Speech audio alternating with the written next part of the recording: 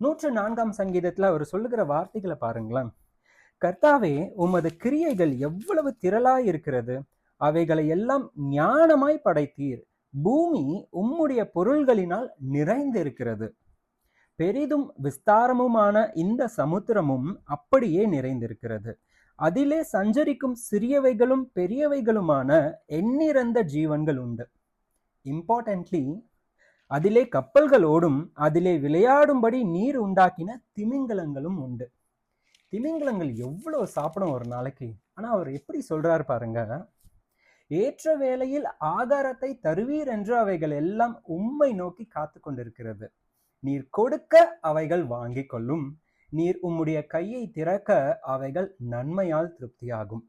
இப்படி ஒரு ஜீவன்களை ஆண்டவர், கடலுக்குள்ளாக இருக்கிற ஜீவன்களை ஆண்டவர் இப்படியாக படைக்கும் பொழுது, அவர்களுக்கு ஆகாரம் அளிக்கும் பொழுது, விசேஷமாய் படைக்கப்பட்ட மனிதர்கள் மீது அவர் இரக்கமுள்ளவராய் இருக்க மாட்டாரா? நமக்கு தேவையானதை தேவையான வேலையில அவர் தரமாட்டாரா?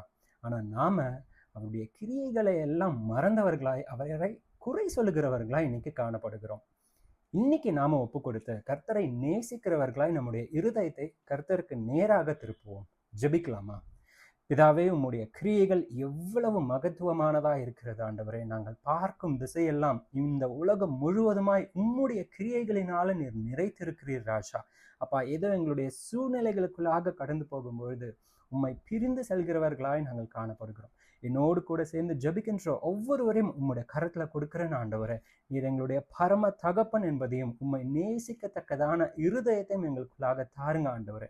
எங்களுடைய சூழ்நிலைகளுக்குள்ளாக ஏற்படுகின்ற ஒவ்வொரு தேவைகளையும் கர்த்தர் நீர் சந்திப்பீர் என்று உம்முடைய ஆலோசனைக்காக காத்திருக்கிறவர்களாய் எங்களை மாற்றுங்க ஆண்டவரே. உம்மை நோக்கி பார்க்கிற ஒருவரும் வெட்கப்பட்டு போகாதபடிக்கு சகல தேவைகளையும் நீர் சந்திக்க வல்லவராய் இருக்கிறீர் என்று நாங்கள் விசுவாசிக்கிறோம். இந்த வேலைக்காக நன்றி. உம்முடைய நாமத்தை உயர்த்துகிறோம்.